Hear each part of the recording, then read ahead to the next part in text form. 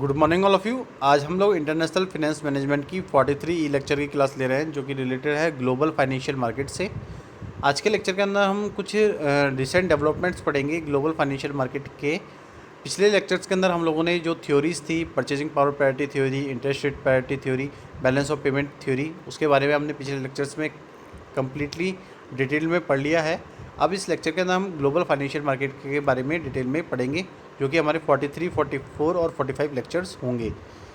तो अगर हम बात कर रहे हैं कौन कौन से रिसेंट डेवलपमेंट्स हैं हमारे ग्लोबल फाइनेंशियल मार्केट के अंदर, तो हम लोग उसको कुछ पॉइंट्स से समझते हैं। यहाँ पे recent development in global financial markets are money market, short term interest rate, government bond yields, foreign exchange markets, equity market, derivative market and exchange traded derivatives.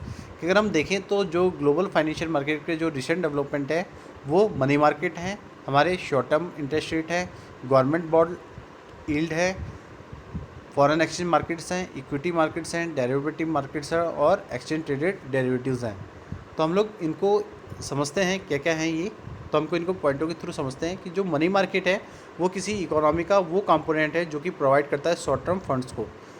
जो मनी मार्केट है वो डील करता है शॉर्ट टर्म लोन्स के अंदर। तो generally हम ये कहते हैं कि जो भी पीरियड है वो कम होता है 1 ईयर से और 365 डेज से। तो हम ये कहते हैं कि जो मनी मार्केट है वो किसी इकोनॉमी का कंपोनेंट है जो कि प्रोवाइड करता है हमें शॉर्ट टर्म फंड्स को। और तो हम ये कह रहे हैं कि जो मनी मार्केट है वो डील करता है शॉर्ट टर्म लोन्स के अंदर। तो बेसिकली हम ये कहते हैं कि जो इसका टाइम पीरियड होता है इन लोन्स का, शॉर्ट टर्म फंड्स का, वो 1 साल से कम या 365 डेज से कम होता है। उसके बाद जो नेक्स्ट हमारा जो ट्रेंड है वो है शॉर्ट टर्म इंटरेस्ट रेट।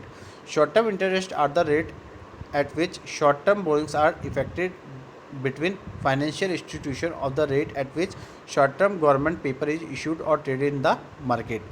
कि जो शॉर्ट टर्म इंटरेस्ट रेट है वो रेट्स हैं जो कि शॉर्ट टर्म बोरोइंग्स की होती हैं, जो इफेक्टेड करती है उन फाइनेंशियल इंस्टीट्यूशन को और उन रेट्स को जो कि शॉर्ट टर्म गवर्नमेंट पेपर के होते हैं जो कि इशू किए जाते हैं और ट्रेड किए जाते हैं किसी मार्केट के अंदर।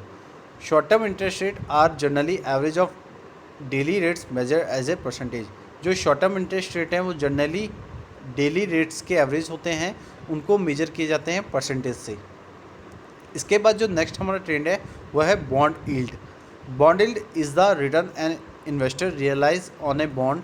The current yield is the function of the bond price and its coupon of interest payment which will be more accurate than the coupon yield if the price of the bond is different than its face value.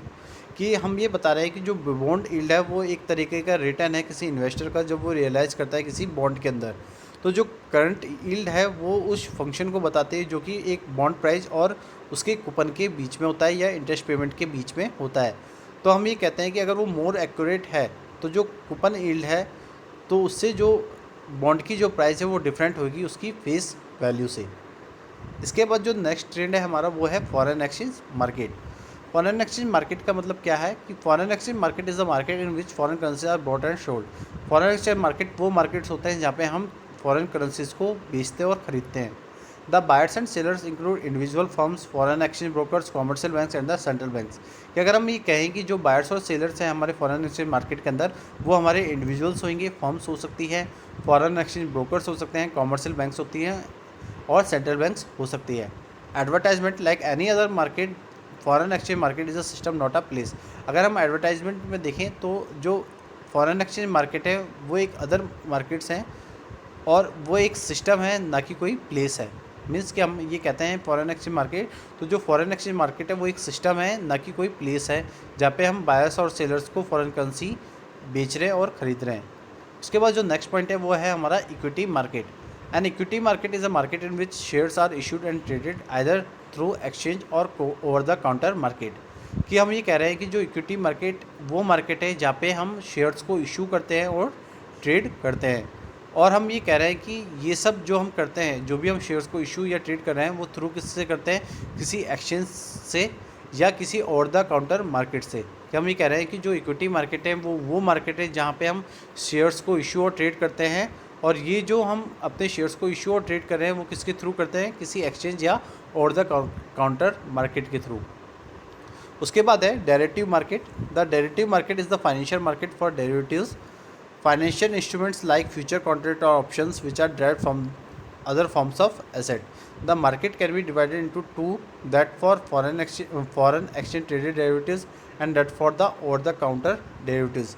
कि हम ये कह रहे हैं कि जो derivative market वो financial market हैं डेरिवेटिव्स के, जहाँ पे फाइनेंशियल इंस्ट्रूमेंट्स होते हैं जैसे फ्यूचर कॉन्ट्रैक्ट्स, ऑप्शंस, जो कि ड्राइव्ड होते हैं किसी अदर फॉर्म ऑफ एसेट्स के अंदर। तो जो मार्केट होते हैं वो डिवाइड होते हैं टू कैटेगरीज के अंदर।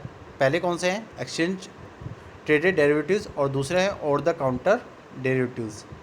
इसके बाद जो नेक्स्ट हमारा ट्रेंड है वो है exchange traded derivative. Exchange traded derivative क्या है? Exchange traded derivative contracts are standardised derivative contract such as future and option contract that are transacted on an organised future exchange. कि जो एक्सचेंज ट्रेडेड डेरिवेटिव कॉन्ट्रैक्ट हैं वो एक standardised derivative contract है जो कि फ्यूचर या ऑप्शन कॉन्ट्रैक्ट हो सकते हैं जिनको ट्रांसैक्टेड किया जाता है फॉरेन एक्सचेंज के अंदर। They are standardised and require payment of an initial deposit और margin settled through a clearing house. कि हम ये कहते हैं कि जो हमारे एक्सचेंज ट्रेडेड डेरिवेटिव्स होते हैं उनको स्टैंडर्डाइज किया जाता है और उसके अंदर जो भी पेमेंट्स है उनको रिक्वायर की जाती है किसी इनिशियल डिपॉजिट से या मार्जिन से, जिनको सेटल किया जाता है क्लियरिंग हाउस से। तो आज के लेक्चर के अंदर हमने जो ग्लोबल फाइनेंशियल मार्केट के जो रिसेंट ट्रेंड्स हैं उनके बारे में आज हमने इस लेक्चर्स के अंदर पढ़ा। तो हमने जैसे देखा कि जो रिसेंट डेवलपमेंट्स हैं हमारे फॉरेन एक्सचेंज मार्केट के अंदर वो हमारे मनी मार्केट्स हैं, शॉर्ट टर्म इंटरेस्ट रेट हैं, गवर्नमेंट बॉन्ड यील्ड है, फॉरेन एक्सचेंज मार्केट है, इक्विटी मार्केट्स हैं, डेरिवेटिव मार्केट है और एक्सचेंज ट्रेडेड डेरिवेटिव्स हैं। फिर हमने इन जो हमारे रिसेंट डेवलपमेंट्स थे ग्लोबल फाइनेंशियल मार्केट के उनको हमने एक एक करके समझा। तो हमने ये समझा था कि जो मनी मार्केट है वो इकोनॉमी के वो कंपोनेंट जो कि प्रोवाइड करते हैं उन शॉर्ट टर्म फंड्स को, जिसके अंदर जो मनी मार्केट है वो डील करता है शॉर्ट टर्म लोन्स के अंदर। जनरली हम ये कहें तो जो टाइम पीरियड होता है इन शॉर्ट टर्म फंड्स का या लोन्स का तो वो 1 साल से कम या 365 डेज से कम होता है। उसके बाद हमने बात की थी कि जो शॉर्ट टर्म इंटरेस्ट रेट है वो रेट्स हैं जो शॉर्ट टर्म बोरिंग को इफेक्ट करती है फाइनेंशियल इंस्टीट्यूशन या उसकी रेट से, जो कि किसी शॉर्ट टर्म गवर्नमेंट पेपर के इशू करने से या ट्रेड करने से होता है किसी मार्केट के अंदर।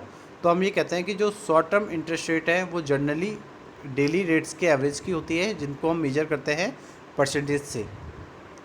उसके बाद हमने समझा था बॉन्ड यील्ड को। तो बॉन्ड यील्ड वो रिटर्न है किसी इन्वेस्टर का जो रियलाइज होता है किसी बॉन्ड से। तो जो करंट यील्ड है वो उस फंक्शन को बताती है जो किसी बॉन्ड प्राइस या उसकी कूपन या इंटरेस्ट पेमेंट से होता है। अगर वो एक्यूरेट है तो हम ये कहते हैं कि जो कूपन यील्ड है किसी बॉन्ड प्राइस का वो डिफरेंट होता है किसी फेस वैल्यू से। उसके बाद हमने समझा था फॉरेन एक्सचेंज मार्केट को। तो फॉरेन एक्सचेंज मार्केट के अंदर हमने समझा था कि जो फॉरेन एक्सचेंज मार्केट है वो मार्केट है जो फॉरेन करेंसी को खरीदते और बेचते हैं, ब्रॉट एंड सोल्ड। तो जो बायर्स हैं या सेलर्स हैं हम उनके अंदर इंक्लूड करते हैं उन सब इंडिविजुअल्स को, उन फर्म्स को, उन सब फॉरेन एक्सचेंज ब्रोकर्स को, कमर्शियल बैंक्स को, सेंट्रल बैंक्स को, जहाँ पे हम ये कहते हैं कि जो फॉरेन एक्सचेंज मार्केट के अंदर जो बायर्स और सेलर्स होते हैं वो हमारे इंडिविजुअल्स भी हो सकते हैं, फर्म्स भी हो सकती हैं, फॉरेन एक्सचेंज ब्रोकर्स हो सकते हैं, कमर्शियल बैंक्स हो सकती हैं और सेंट्रल बैंक्स होती हैं।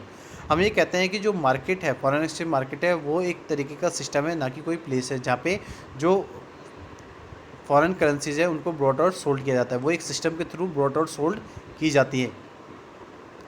उसके बाद हमने समझा था इक्विटी मार्केट के बारे में। तो हमने समझा था कि जो इक्विटी मार्केट है वो मार्केट है जो शेयर्स को इशू और ट्रेड करते हैं किनके थ्रू? एक्सचेंज और ओवर द काउंटर मार्केट के थ्रू। उसके बाद हमने जो लास्ट में इसके बाद जो हमने नेक्स्ट ट्रेंड पढ़ा था वो डेरिवेटिव मार्केट के बारे में पढ़ा था। तो हमने समझा था कि जो डेरिवेटिव मार्केट है वो एक फाइनेंशियल मार्केट है किसी डेरिवेटिव्स के, जिनके अंदर जो फाइनेंशियल इंस्ट्रूमेंट होते हैं वो फ्यूचर कॉन्ट्रैक्ट और ऑप्शंस होते हैं जिनको ड्राइव किया जाता है अदर फॉर्म ऑफ एसेट्स के अंदर। तो जो मार्केट होते हैं वो डिवाइड है टू कैटेगरीज के अंदर। एक तो है हमारे एक्सचेंज ट्रेड डेरिवेटिव्स और दूसरे है ओवर द काउंटर डेरिवेटिव्स। उसके बाद हमने जो हमारे डेरिवेटिव मार्केट का जो फर्स्ट कैटेगरी है एक्सचेंज ट्रेड डेरिवेटिव्स, उसको भी हमने रिसेंट डेवलपमेंट के अंदर यूज़ किया है। तो जो एक्सचेंज ट्रेड डेरिवेटिव्स हैं वो कॉन्ट्रैक्ट्स हैं जो कि स्टैंडर्डाइज्ड हैं किसी डेरिवेटिव कॉन्ट्रैक्ट के अंदर, जो कि फ्यूचर या ऑप्शन कॉन्ट्रैक्ट्स हैं जो कि ट्रांजैक्टेड हैं किसी ऑर्गेनाइज्ड फ्यूचर एक्सचेंज के अंदर। तो हम ये कह रहे हैं कि जो ये स्टैंडर्डाइज्ड हैं और जो भी रिक्वायर पेमेंट है वो उसकी इनिशियल डिपॉजिट या मार्जिन से सेटल्ड होती है किसी क्लियर हाउसिंग से। तो आज के लेक्चर के अंदर हमने जो ग्लोबल फाइनेंशियल मार्केट के रिसेंट ट्रेंड्स हैं उनको इस लेक्चर के अंदर समझा। तो हमारा जो ये रिसेंट ट्रेंड्स वाला जो टॉपिक है वो यहाँ पे कंप्लीट होता है। आज के लिए इतना ही। Thank you so much and have a nice day.